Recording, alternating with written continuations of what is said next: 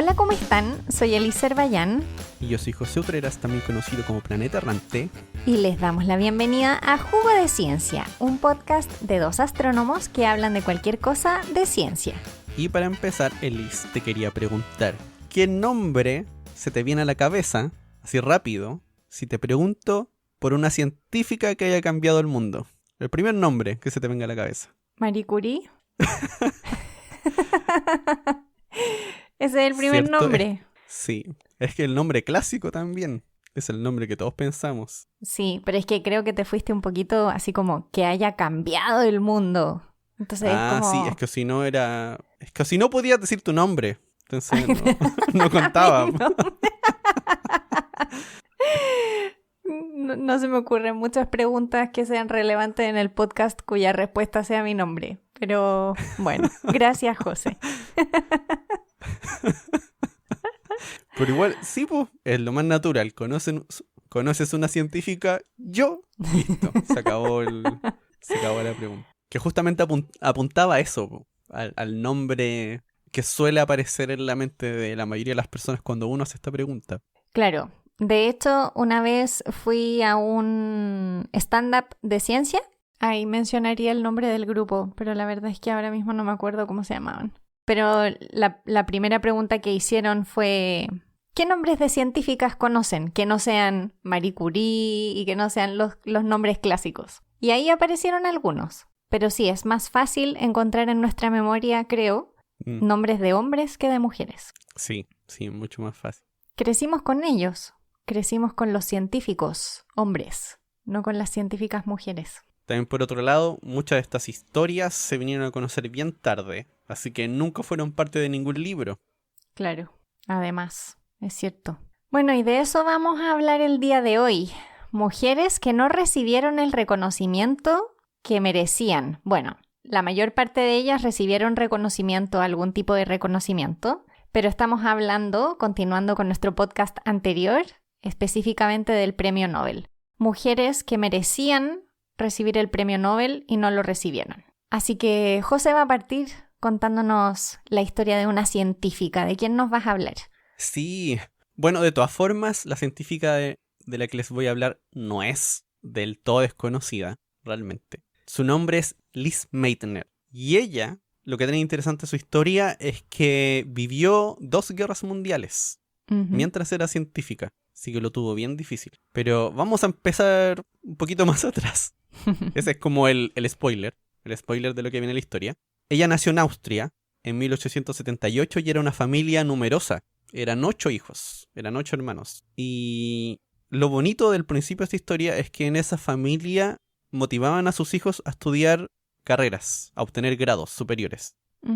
Así que incentivaban que sus hijos, hijas, siguieran carreras universitarias, si es que fuese posible. Las mujeres también. Claro, las mujeres también. Ahora, ¿cuál era el problema?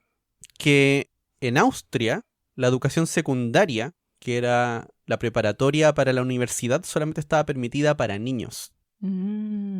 Así que a los 14 años, ella ya no tenía nada más que hacer, realmente. ¿Y cómo logró seguir? O sea, en principio ella solamente leía libros aparte y se educaba a partir de artículos, y algunos de los que le llamaban la atención eran los que se estaban haciendo famosos en ese tiempo, que eran Marie y Pierre Curie. Y en ella tenía una figura de que tal vez podría ser posible ser científica. Y afortunadamente, en 1899, esto era ya la edad de 21 años, el gobierno de Austria cambia las leyes en educación.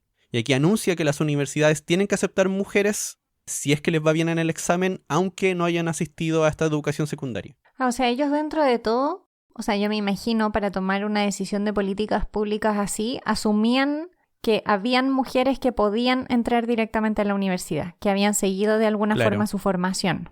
Sí. Informalmente. Y aquí su papá aceptó pagarle a un tutor privado para que la preparara para el examen de admisión. Y en unas entrevistas ella cuenta sobre este tutor privado que decía que en ese tiempo también estaba dando clases en la Universidad de Viena y las llevaba, porque él le hacía clases a más de una niña. Y las llevaba a la universidad y les mostraba los equipos del laboratorio. Y ahí ella contaba que era muy diferente ver un dibujo de un aparato a ver el aparato para medir de manera presencial. Claro, la realidad del laboratorio. Sí. Y así, en 1901, finalmente es aceptada en la Universidad de Viena junto a otras 4 mujeres. Y también aquí cuenta que en esa universidad uno de los profesores que más le gustaba en las clases era Boltzmann, que él está relacionado con la teoría de gases. No sé si todo el mundo conocerá a Boltzmann, pero es famoso en física. Sí, están las ecuaciones de Boltzmann. Sí. 4 años después, completa los cursos y comienza su trabajo doctoral, que se trata sobre la conducción del calor en los sólidos. Que en realidad aquí no lo pasó tan bien, parece, al menos por lo que cuenta. No fue tan entretenido porque era más como un trabajo impuesto. No había mucho que decidir ahí. No tenía independencia. No, y a ella le gustaba ser independiente. Le gustaba mucho. Al menos eso es lo que me quedó claro leyendo esto. Leyendo la historia de Lise Meitner. Si ella pudiese tener control de lo que quiere estudiar, eso es lo que la hace feliz. Y finalmente en 1906 se gradúa con honores, con un doctorado en física de la Universidad de Viena. Y en un principio con el doctorado no tenía mucho que hacer, así que trabajaba en la universidad investigando algunas cosas en física y comenzó a publicar. Pero además estaba haciendo clases de francés, por si acaso. Un backup. Sí, un backup. Carrera de respaldo. Sí, carrera de respaldo. Pero no solo eso, sino que también estaba tratando de apuntar más arriba, de comenzar a hablar con otros profesores para ver qué podía hacer para avanzar en la carrera científica. Y aquí es cuando ella conoce a Stefan Meyer, que estaba estudiando radioactividad. Es como le presentan a este físico. Y ahí ella comienza a estudiar en el campo de la radioactividad, que estaba de moda en ese tiempo. No sé si decir de moda realmente, pero estaba Marie Curie. Sí, yo creo que de moda califica. Claro, ahí estábamos comenzando a entender el átomo, además. Y comienza a hacer estos estudios de bombardearle partículas a distintos materiales, que eso al final es lo que lleva a entender la estructura del átomo. Ese tipo de experimentos se estaba haciendo en ese tiempo, ¿ya? Tal vez no con las mejores herramientas, pero en eso estaba empezando. Pero al final, como parecía que no iba para ninguna parte, se va de Austria y se va a Berlín. Y aquí conoce a Max Planck, con quien toma clases. Otro físico connotado. Y ella cuenta que una vez él la invitó a su casa. No sé, a veces esto parece que era bastante normal. Profesores invitando a los estudiantes a cenar a la casa, como para hablar de su futuro. Pero no era cualquier estudiante, ella ya había terminado su doctorado. Sí. Era una investigadora iniciándose. Claro. Pero, en un principio, Max Planck, en esta cena, le pregunta o le dice, pero si tú ya eres doctora, ¿qué más quieres? En el sentido de como que ya hubiese alcanzado una... Sí, quédate tranquila. No, era más como en el sentido de, ¿para qué quieres seguir más con esto? Ir más por ahí. Porque ella se Pero sentía un ¿cuál poco era la decepcionada. alternativa? Es que habían, por ejemplo, en la Universidad de Viena había otra mujer, creo que se llamaba Selma Freud, que ella también obtuvo el grado de física, pero nunca fue física después. Claro, porque una cosa es doctorarse y otra cosa muy diferente que te den un espacio en una universidad. Sí, y eso era lo que ella quería.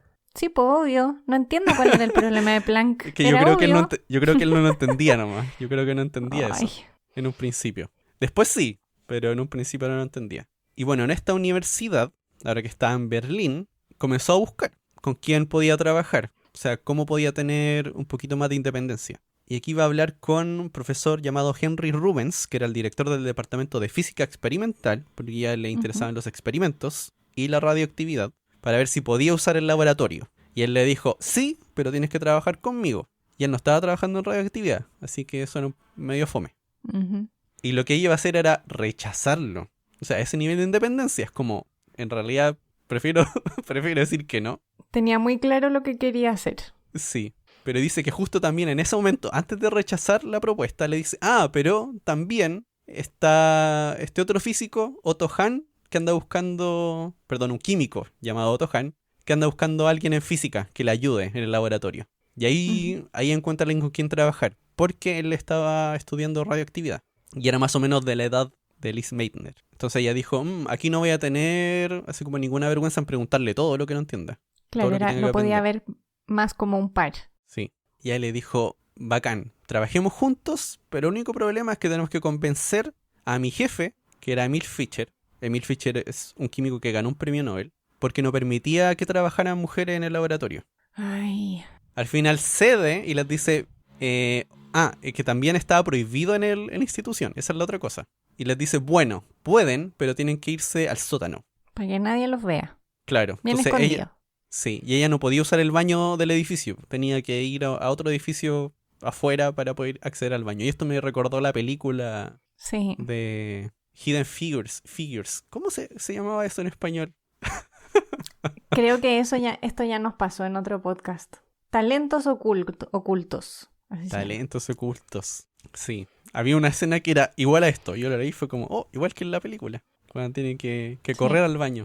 Pero eventualmente, al igual que pasó con la restricción de mujeres en la universidad, también están medidas en el instituto contra mujeres se levantan, ella puede acceder a todo el edificio. Ella puede comenzar a usar el resto de los laboratorios. Y entre 1908 y 1909 publican, o sea, en 2 años publican 9 artículos sobre radioactividad. Así que ahí comienza una época buena en un sentido, en el sentido de que puede hacer lo que le gusta, pero todavía no le pagan, ¿ya? Todavía no le dan nada de plata. ¿Y de qué vive? ¿De la familia? Por un tiempo vive de la familia, sí. Una cosa que se menciona harto de Meitner, bueno, como ella era bien independiente, tenía varios trabajos que eran de ella, que ella realizaba los experimentos y hacía la investigación, la mayor parte. Pero siempre incluía a Otto Hahn, a su colaborador. Por lo general, ella decía que prefería eso porque Otto Hahn era más conocido y también Otto tenía una personalidad un poco más fuerte que ella. Ella había perdido, o sea, tenía como un vacío en su educación, porque ingresó un poco más tarde a todo el sistema. Entonces todavía no se sentía tan preparada para discutir a nivel académico. Y también era tímida. Sí, yo creo que más que el conocimiento deben haber sido inseguridades. Claro. Entonces ella prefería que él estuviera ahí y también para que él pudiese, no sé, presentar el trabajo en otra parte. Pero finalmente, y ¿cómo se puede decir? Una negociación. Porque en la Universidad de Praga, en 1913, le ofrecen un puesto de profesora asociada. Y aquí le dice a Planck, ya, me gustaría quedarme, pero acá me pagan. Así que si no me pagan, me voy. Claro. Y ahí fue cuando finalmente pasó a ser una investigadora asistente y le pagaban en la Universidad de Berlín. Pero igual no le hicieron profe. De hecho, no pasó mucho para que le hicieran profe. Ya. Después de eso. Y aquí finalmente se mueven a otro instituto que se había fundado recién ese año con Otto Hahn, que es el Kaiser Wilhelm. No tengo idea si lo dije bien, para nada. Pero ahí se van a trabajar un nuevo instituto donde tienen aún más independencia, cada uno, para realizar sus experimentos. Y aquí llega la Primera Guerra Mundial y tienen que parar. Parar entre comillas, porque Lise Meitner durante la Primera Guerra Mundial sigue realizando experimentos, pero experimentos que se demoran, que toman tiempo. Entonces cada vez que tenía algo de tiempo libre iba a revisar cómo iba el experimento. Que eran experimentos para estudiar cómo átomos se van desintegrando y van formando otros. Esa era la idea. Pero durante la Primera Guerra Mundial le tocó ser enfermera. Y para eso tomó clases de anatomía y de tecnología de rayos X. Así que eso se encargaba principalmente. Trabajar como técnica de rayos X en la enfermería. O de hacer cirugías también. Eso debe haber sido choqueante. Al menos ella dice que... Aquí hay una frase, dice: la gratitud que estas personas sienten y muestran siempre me hace sentir un poco avergonzada. Y dice, muchas veces estas personas sufren mucho, pero no pueden ser ayudadas en lo absoluto. Claro, es que además en la Primera Guerra las cosas todavía eran súper precarias. Además, la cantidad de heridos que deben haber habido y la situación en la que eran tratados debe haber sido muy limitada. Sí, así que ella estuvo ahí 2 años viendo los horrores de la guerra.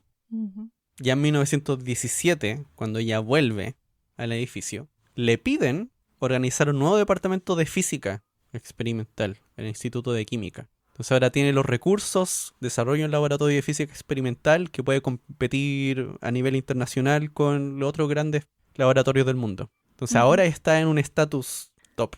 Sí, justo después de la guerra. Y aquí fue cuando, durante este experimento que estaba haciendo durante la guerra, que eso a mí me impresiona, era como estar con la cabeza en 2 lados diferentes al mismo tiempo. Pueden ver una de estas como reacciones de radioactividad en que un átomo se va desintegrando en otro y descubren o aíslan un nuevo elemento químico, que era lo que venía antes del actinio, que ya se conocía. Y ella lo llamó protactinio, de que viene antes del actinio. Y el título del artículo es La sustancia madre del actinio, un nuevo elemento radioactivo de larga vida media. Que la vida media es cuando si tú tienes como un montoncito de ese elemento, en ese tiempo, la mitad de eso se haber convertido en otra cosa. Que en este caso se demoraba 32.000 años, un poco más de eso. Bien lento. Sí, harto tiempo. Sí. Y aquí lo mismo, ella hizo el trabajo prácticamente sola, pero igual puso a Otto Hahn como primer autor. ¿Y Otto Hahn seguía con ella en el nuevo laboratorio? Ellos ahora cada uno tenía trabajaba en su laboratorio, colaboraban igual, pero cada uno estaba a cargo de lugares distintos. Ella era física experimental y él era la parte de química. Uh-huh. ¿Y por qué a estas alturas lo sigue poniendo de primer autor? Porque igual habían cosas en las que lo ayudaba, por lo menos en la parte en la que había que aislar el químico, las reacciones necesarias para aislar el elemento puro. Pero tú lo acabas de decir, la ayudaba. Porque es primer autor. La ayudaba. No debería ir de primer autor. Sí, pero no sé. Esas son unas cosas raras que tiene esta historia.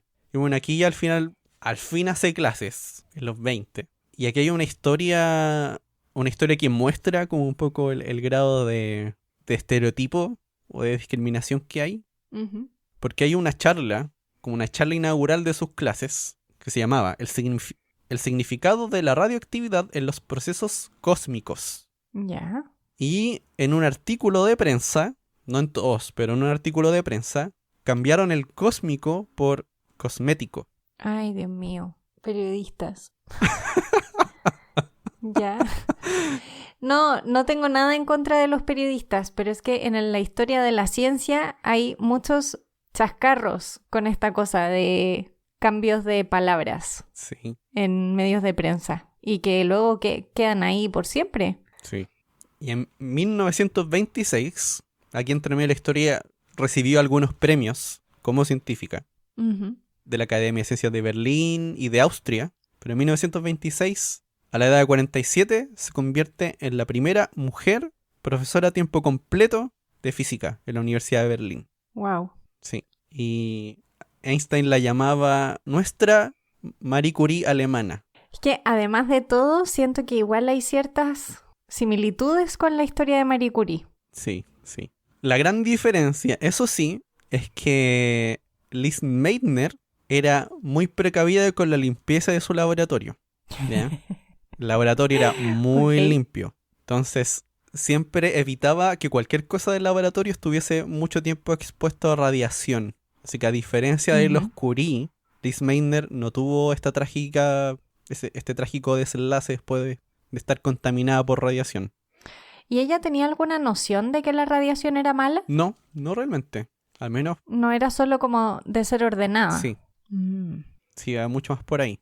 Y en los años 30, aquí es cuando ya llegamos a la parte del Nobel, que comienzan a estudiar lo que se llaman los elementos transuránicos, que van más allá del uranio. Porque Ujú. se conocía el uranio, pero no se conocía nada más pesado que el uranio. Entonces estaba la duda si es que uno podía hacerlo, si es que era posible hacer esto. ¿Ya? Ya. Y en este desafío, las personas que estaban compitiendo, porque había una competencia férrea, era Lise Meitner con Otto Hahn en Alemania, Ujú. estaba Irene Curie en Francia, la hija de Marie Curie, Ujú.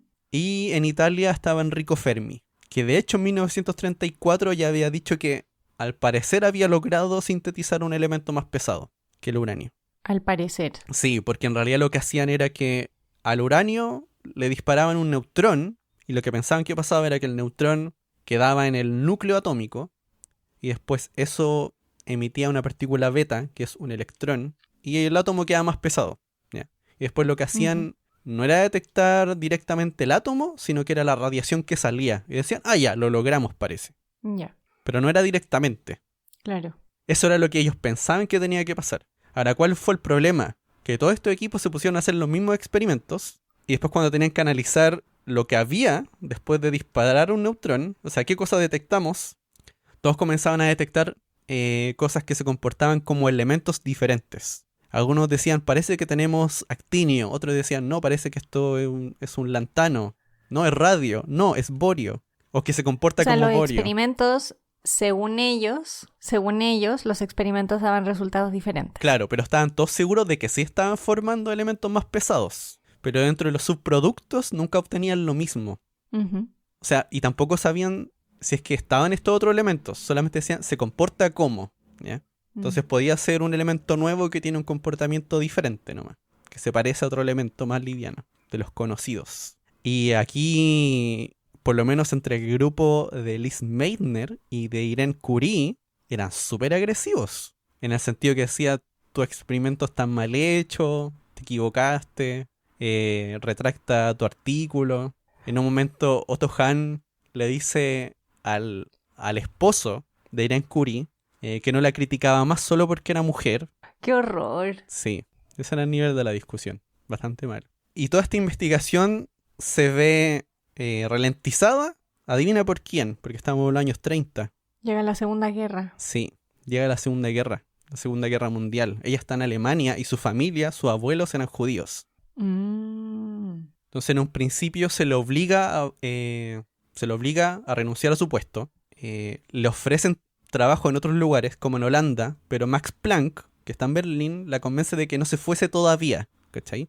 Las cosas iban empeorando y ella no se iba, y era cada vez más difícil irse. Sí, mucha gente parece que pensó que las cosas iban a mejorar o que no se iban a poner tan feas. Mucha gente por eso después no pudo irse porque esperaron demasiado. Claro, esperaron hasta muy tarde. Y eventualmente Alemania toma Austria, que era de donde venía ella. Entonces su pasaporte de extranjera ya no existe, que era donde ahí decía que ella era católica, ¿sí? Entonces como eso desaparece, ahora es judía, inmediatamente, como legalmente. Sí.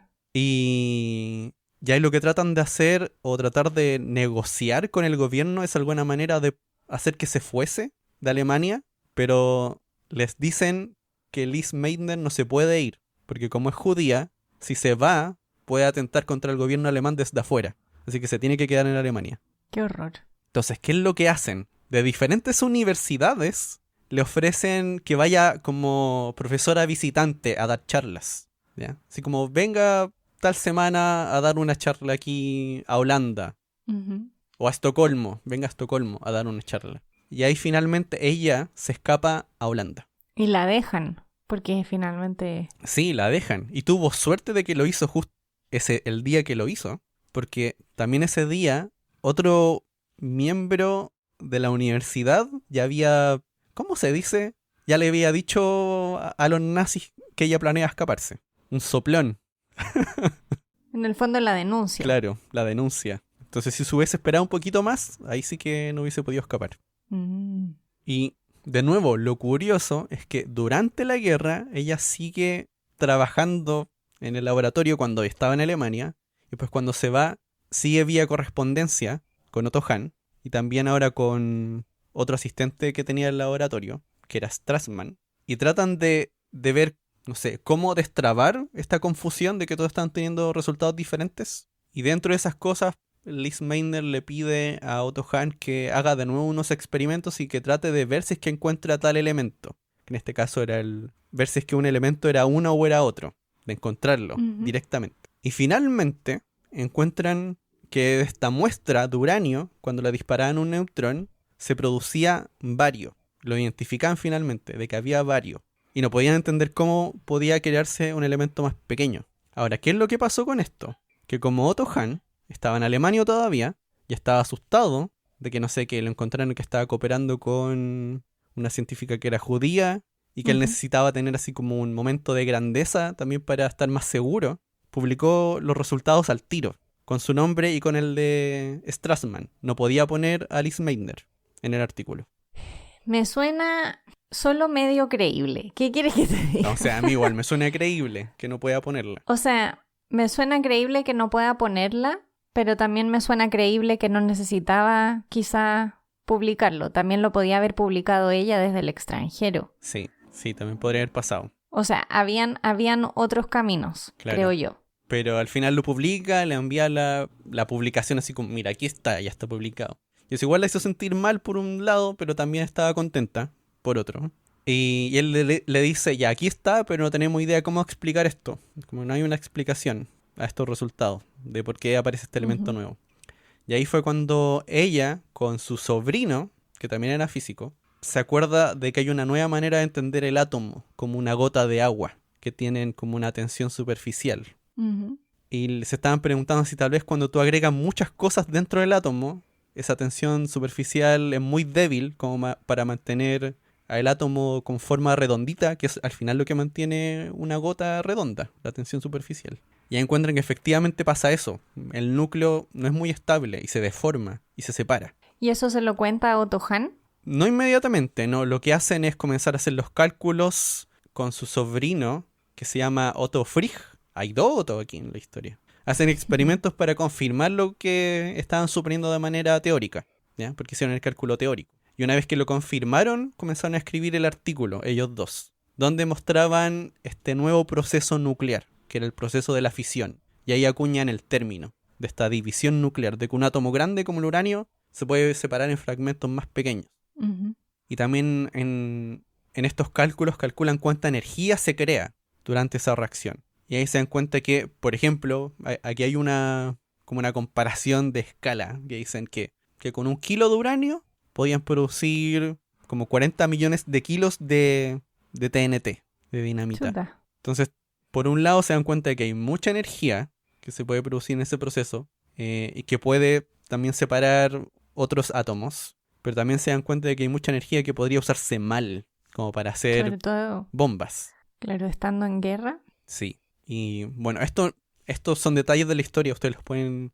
No sé dónde pueden encontrar esto para leerlo, pero si uno lee la historia de cómo se va haciendo la bomba, hay algunos científicos que comienzan a decir que no tenían que seguir publicando investigaciones sobre esto.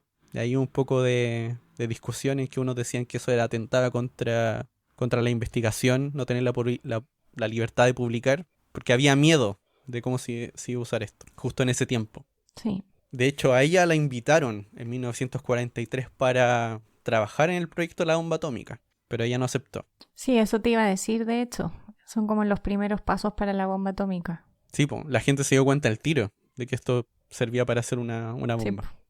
Bueno, y en 1944, Otto Hahn recibe el Premio Nobel de Química por la fisión nuclear. Ya, pero espera.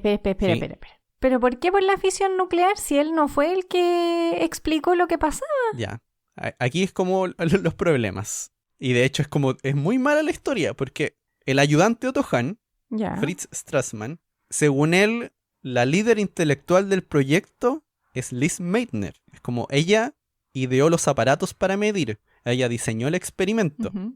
y ellos estaban haciendo lo que Lise les decía que tenían que hacer. Ujú. Entonces para Strassmann era como Lise Meitner tenía que ganar la cuestión. Pero Otto, no sé si te acuerdas, él había primero publicado el artículo Sí, sin ella. sin ella. Y una cosa que pasó fue que antes de que Liz con su sobrino publicaran el artículo donde lo explicaban, la habían contado a Niels Bohr. Y Niels Bohr no se aguantó y comenzó a correr la voz de la fisión nuclear. Entonces casi todo el mundo en física conocía sobre la fisión nuclear antes de que apareciera el artículo de Lise Meitner. Ay, qué gente más bocona, por Dios. Entonces, el único artículo al que podían asociar esto era el de Otto Hahn, que era el que había hecho el experimento. ¿Cachai? Entonces era Otto Hahn confirmó la fisión nuclear. Y después, Y Otto Hahn obviamente no dijo claro, nada. y después en los Nobel él negó completamente que... Y lo sí, negó lo más negó. encima. Negó que había contribuido. ¿No viste? De hecho, es peor todavía. ¿Viste que eso del paper? Sí, de hecho comenzó a decir que en realidad la física había hecho que este descubrimiento fuese más lento, que entorpeció el descubrimiento, que fue solamente gracias a la química. No, qué mala persona. Yo, viste, no le creí esa cosa de que lo había publicado así porque que tenía miedo y no sé qué. No me lo creo. Sí, ahí fue cuando... Habían otras intenciones. Bueno, ahí Liz estuvo muy decepcionada de Otto Hahn. Además de que no tenía nada de empatía para la gente que sufrió por la guerra que no fuesen los alemanes. Sí, eso también a ella le chocaba. Mm. Que después de la guerra, Otto Hahn lo que más estaba preocupado era de los alemanes, de la discriminación que ellos sentían ahora, luego del nazismo. Y así como no podía entender las cosas que decía Otto Hahn. Mm. Y bueno, sí. Ahora uno puede ver en la Fundación Nobel cuántas veces ha sido nominada. Y aquí había un conteo de 19 veces nominadas para el Nobel de Química, 29 para el de Física. Y nunca lo ganó. Bueno, a pesar de que todo el mundo sabía que ella había hecho todo. Qué injusto. Sí. Y otra cosa que le había molestado era que en el artículo del Nobel, del premio, ella aparecía como la asistente de Otto Hahn. Bueno, por suerte hoy en día conocemos la historia. Sí. Y sabemos cómo fue, cómo sucedió. Así nomás. Vamos a una pausa después de esta detallada historia de Liz Meitner. Ya, sí, vamos a una pausa.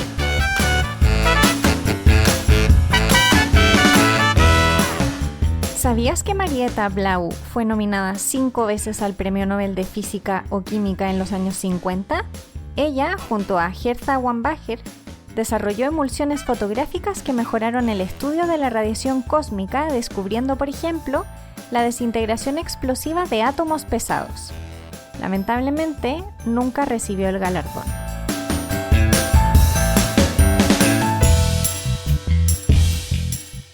Y volvemos para que ahora Liz nos cuente una historia de otra científica que mereció reconocimiento o que mereció el Nobel.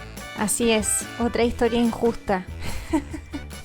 Como en los episodios de las historias injustas. Sí, un episodio para estar enojado. No, a mí, ¿sabes qué? Igual me gusta leer estas historias. Encuentro que uno aprende también mucho de la personalidad que tenían estas mujeres y de lo mucho que les gustaba ser científicas, sobre todo. Bueno, yo voy a hablar de Rosalind Franklin, que también es una científica extremadamente famosa. Hoy en día, yo creo que quizá, yo dije Marie Curie como el primero, pero es uno de los primeros quizá 5 nombres que a uno se le vienen a la mente fácilmente, sobre todo si no metemos a ninguna astrónoma de por medio. Porque quizá ahí a José y a mí nos pasa que quizás se nos vienen más nombres, pero si eliminamos astrónomas, que es donde conocemos más, científicas, yo creo que Rosalind Franklin es una de las top 5. Eso no quiere decir que yo encuentre que la investigación de otras no sea más importante. Yo solo digo que es como de las más famosas. Dato random. La NASA creó un rover que se llama Marie Curie, pero ese nunca fue a Marte. Y en el futuro van a enviar uno europeo que se va a llamar Rosalind Franklin. Ah, mira, están cruzados. La NASA con Marie Curie y Europa con Rosalind Franklin. Mira tú. ¿Verdad? Ya. Bueno, Rosalind Franklin fue una química inglesa. Ella nació en Londres en 1920 y sus padres eran Ellis Franklin y Muriel Whaley y tuvieron 5 hijos. Ellos eran 5 hermanos y Rosalind era la segunda. Y su padre era un banquero mercante. Eran una familia que tenía una muy buena situación económica y por eso todos los hijos tuvieron una muy buena educación. Estudió una escuela para señoritas en Sussex y también en la escuela St. Paul's para niñas. Y a mí me llamó la atención esto, pura educación en colegios de niñas. En la época era muy común. De hecho no lo revisé, capaz que hayan sido internados de mujeres en realidad. Ella también, al igual que Liz, era una persona también muy independiente, que tenía una voz que hacía escuchar, digamos, no era porque era mujer que se amedrentaba, sino que ella discutía con los adultos también, como que tenía sus opiniones al respecto, y parece que en su casa incluso se hablaba harto de política, y lo que cuenta su hermana en una entrevista que leí es que ella discutía de política como que fuera un adulto, o sea, wow. Tenía muchas capacidades de argumentación, parece que había aprendido harto. Y era una niña que no le gustaban mucho lo típico, las muñecas, sino que le gustaba más como dibujar, leer, la fotografía le gustaba mucho. Y la ciencia era algo que le llamaba harto la atención. Tuvo sus conflictos, pero aprendió... ¿Conflicto? Bueno, una jovencita de la época debería haber aprendido cosas como... no sé... cómo hacer actividades benéficas cuando adulta y cosas así. Y en cambio a ella le gustaba la física y la química. Actividades benéficas. Y aquí, en palabras de su hermana menor, se llamaba Jennifer, a Rosalind le gustaba discutir. No era agresiva, pero le encantaba discutir las cosas. O sea, básicamente era una persona que le gustaba argumentar y que le gustaba estar en discusiones y argumentar. Eso es todo. Y también ella, la hermana, dijo, mi madre escribió una especie de memoria sobre ella en la que destacaba que siempre fue muy lógica y muy exacta y que desde siempre, incluso siendo muy niña, se negaba a aceptar una afirmación o una creencia para la que no hubiera una lógica o una prueba que la demostrara como válida. ¡Wow! Una científica nata, básicamente. Sí, pero no entiendo igual. Para algunas personas eso puede ser un poco molesto. Es como el ¿y por qué? Pero al extremo. ¿Y por qué? ¿Y por qué? Estudie nomás para la prueba. La fórmula de memoria. Bueno, obviamente tenemos que llegar a la etapa donde empieza la oposición de la familia, porque ella no tuvo la misma suerte que tuvo Meitner de que su familia motivaba los estudios superiores ni nada. No, su familia era una familia acomodada, que básicamente lo que quería es que ella fuera una joven típica. Que se casara con alguien, ¿no? Probablemente. No lo encontré escrito en esas palabras en ninguna parte, pero yo me imagino que sí, una niña de bien. Y su padre se opuso a que siguiera estudios superiores, pero aún así ingresó a Cambridge. A mí me encantan estas historias porque es como, no, su padre no quería que estudiara, pero entra a Cambridge, así como lanzando como bien arriba. Claro. Y entra a estudiar química en el Newman College. Y en aquel momento habían restricciones para que las mujeres pudieran realizar estudios superiores. De hecho, habían como cupos limitados de mujeres en algunas instituciones. En algunas otras instituciones, como hemos contado en otras veces, no podían tomar todos los ramos e incluso en algunos ramos tenían que pedir permiso para asistir. A pesar de todo eso, a los 22 años se gradúa y comienza una fellowship, o sea, empieza como a investigar de alguna manera en el laboratorio de química y física de Cambridge con Ronald George Rayford, que es el ganador del Premio Nobel de Química de 1967. Pero trabajar ahí a ella no le gustó mucho, porque ella se puso a trabajar con un profesor que se llamaba R.G. Norris y esta persona no la recibió bien. Parece que la interacción que ellos tuvieron fue bastante mala. Él no quería trabajar con ella y de hecho él le dijo a la persona que escribió la biografía de Franklin, que se llama Anne Sayre, le dijo que no aprobaba, que no le parecía bien que Rosalind quisiera como un estatus igualitario con los hombres. ¿Qué? Así mismo. Obviamente eso lo dijo después de trabajar con ella mucho tiempo después. Pero me parece increíble. Pero no entiendo, ¿él seguía pensando eso o solamente dijo, en ese tiempo yo pensaba así? No me queda claro si en aquel momento lo seguía pensando, pero a mí me parece que sí. No da la sensación que haya cambiado de opinión. Wow. Así mismo. Entonces, obviamente ella, que también era una mujer independiente y que también, al igual que Liz, tenía como una inquietud muy grande de hacer y de aprender, obviamente no le iba a ir bien ahí. Entonces, ella, entre los años 42 y 46, trabajó en la Asociación Británica para la Investigación del Uso del Carbón. Y ahí estuvo haciendo experimentos, trabajando en la microestructura del carbón y del grafito. Y de hecho, publicó 5 papers y se volvió una experta en el carbón, trabajando en esto. Y de ahí logró doctorarse y le ofrecieron un trabajo en París. Y ella había trabajado... ¿Y se fue a París? Pero espérate, todavía no me salto a París.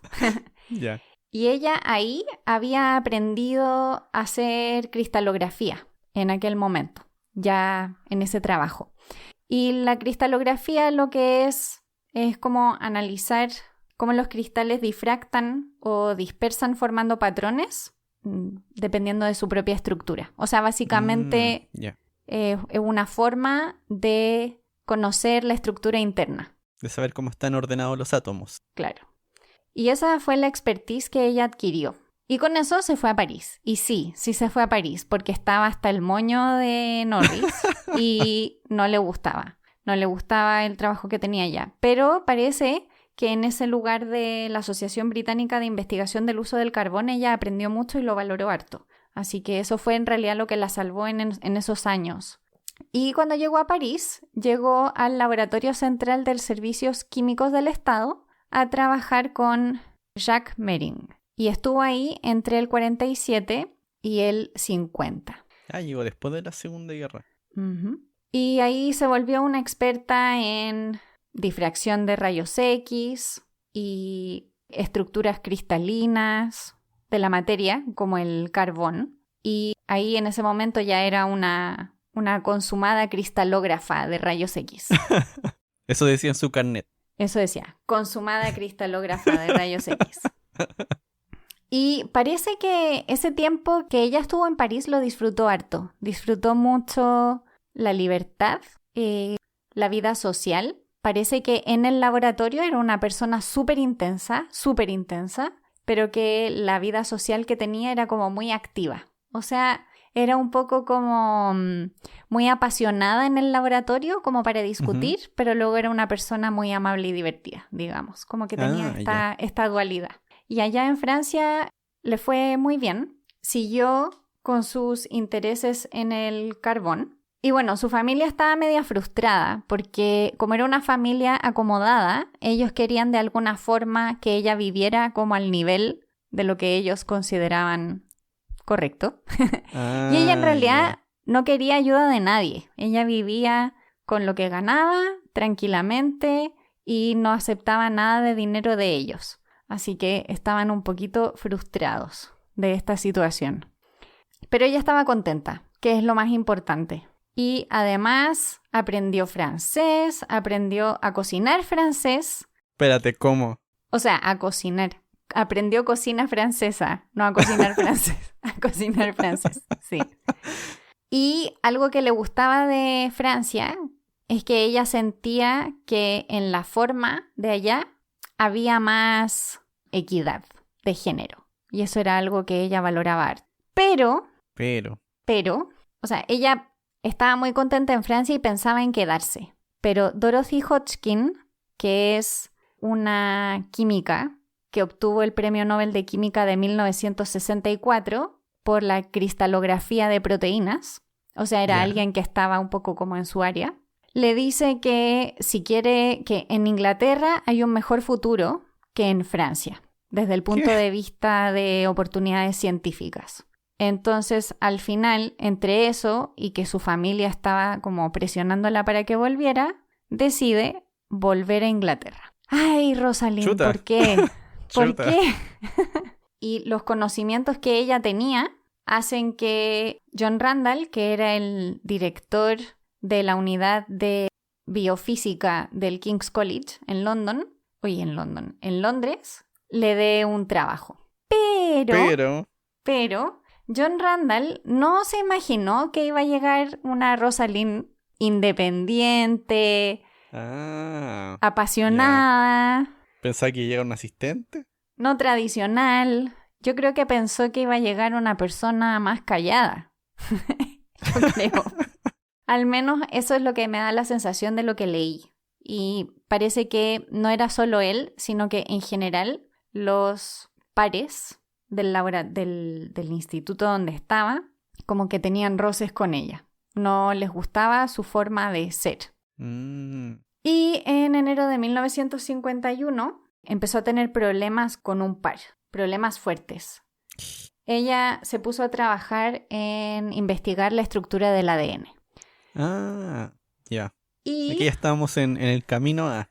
Claro, aquí ya estaba en el camino A. Y en esto había otro investigador que también trabajaba en esto, que se llamaba Maurice Wilkins. Y Maurice Wilkins aparentemente era muy diferente a ella. Era más tímido, era más retraído, más indirecto. Y, o sea, esto yo creo que quizás es un poco también como de discriminación, pero leí por ahí que era como más lento. No sé. No. Pobre hombre. No, pobre hombre no. Wilkins malo, no nos va a dar pena. Pero pobre hombre en eso. Como que encontré que los comentarios también eran un poco... Cada uno tiene su ritmo en el laboratorio. Yo creo que ella debe haber sido un torbellín, una persona extremadamente inteligente, con ideas súper claras. Entonces, claro, una persona más calmada, más sosegada al lado de ella se debe haber visto súper lento.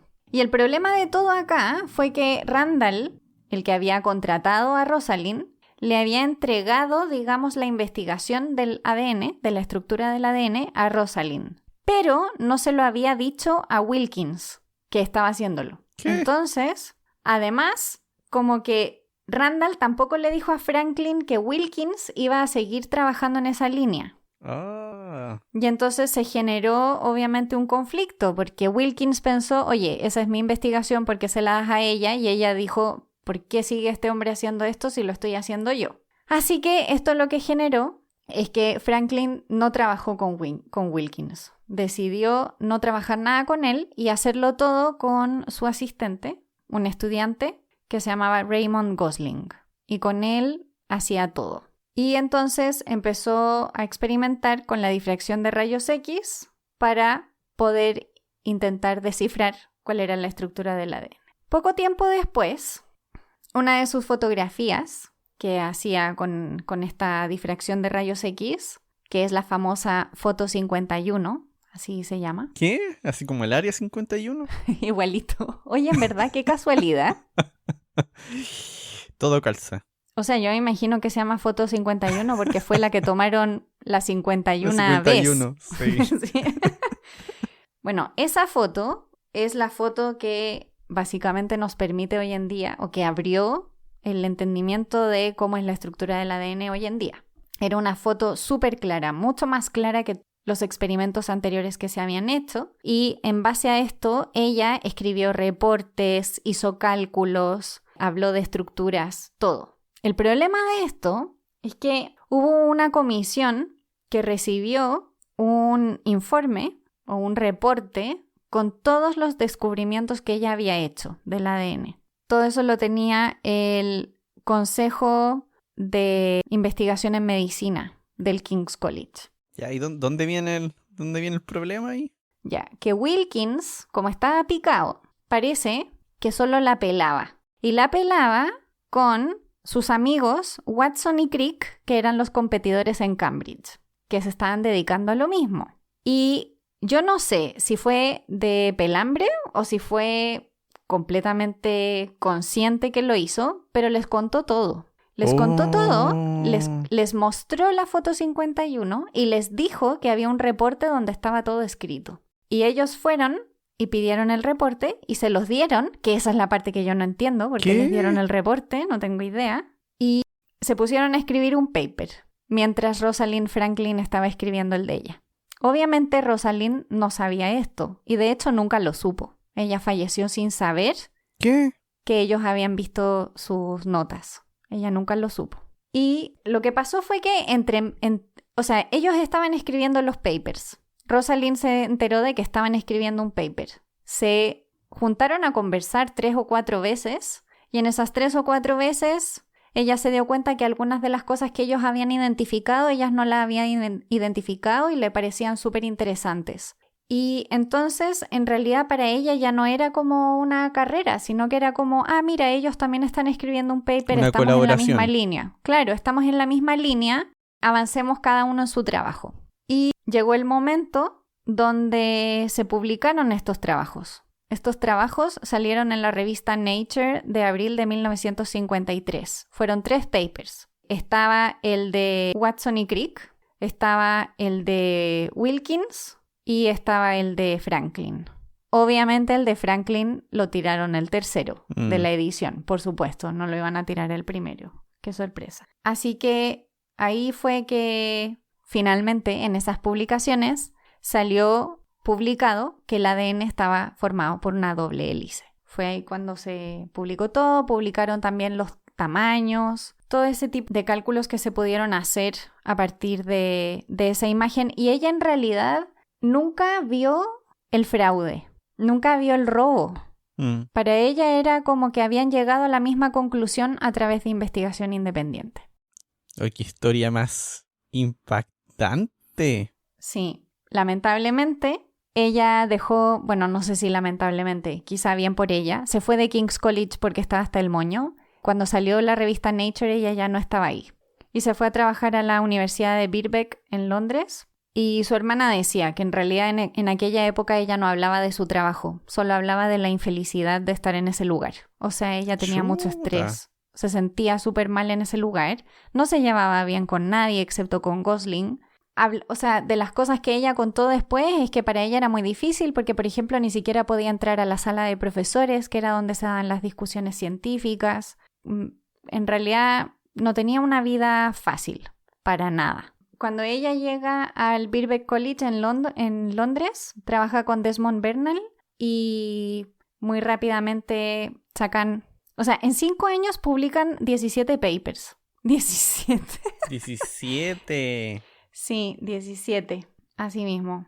5 de ellos los publica sola y 12 en colaboración con el equipo que ella dirigía. Y lamentablemente no le queda mucho tiempo a Rosalind Franklin en la historia. En 1956 ella viaja mucho por Estados Unidos. Además se había enamorado de un científico que había conocido, pero empieza con síntomas de cáncer a los ovarios.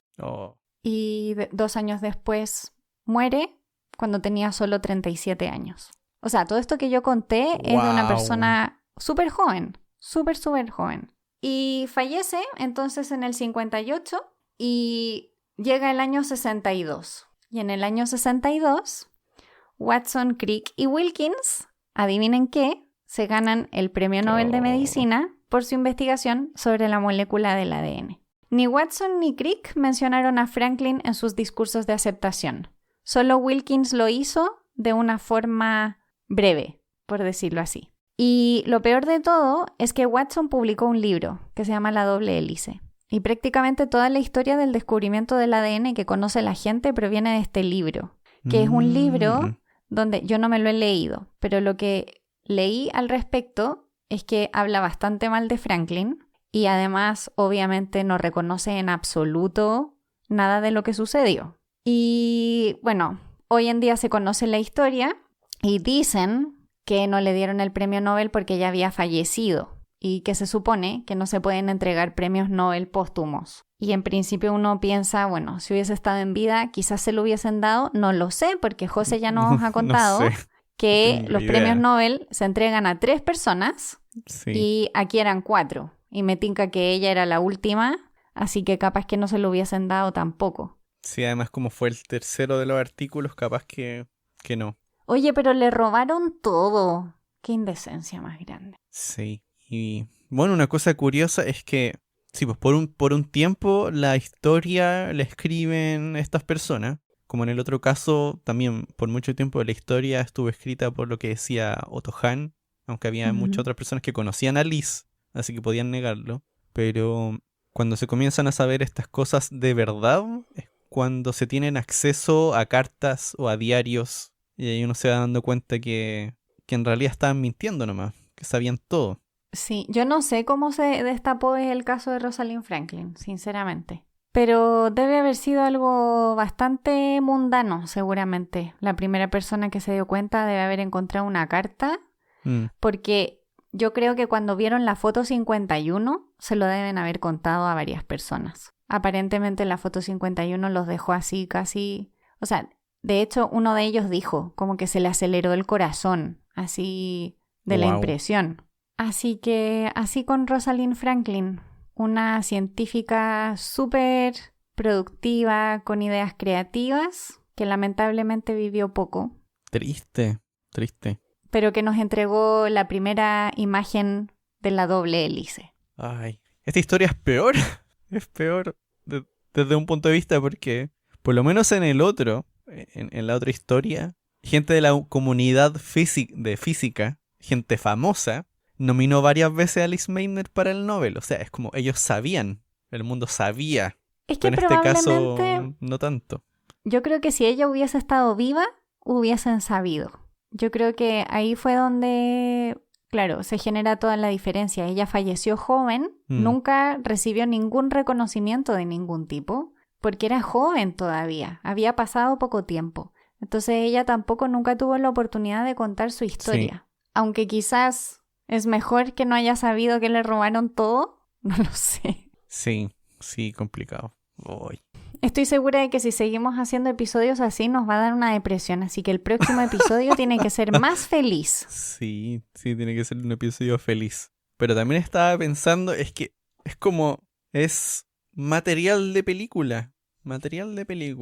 Ya teníamos película de Marie Curie, necesitamos otras películas. Sí, necesitamos películas también de las que no se ganaron el Nobel. Sí, po. Mira, aquí busqué y parece que tiene una película Liz Meitner, pero debe ser una película no muy conocida. Pero de Rosalind Franklin también no, tiene que haber. Vamos a tener que hacer una ronda de películas, José. ¿Hacer un episodio sobre películas?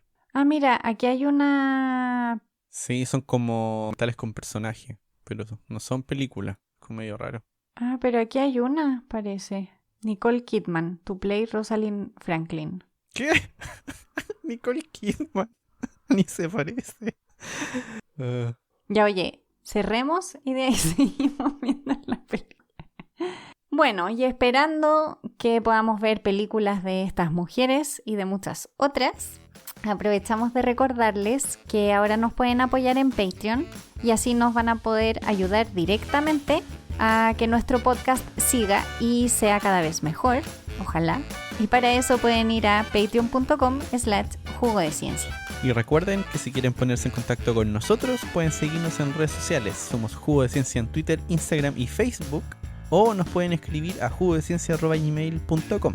Esperamos que este episodio les haya gustado mucho y nos vemos en el siguiente. Chau, chau. Chao.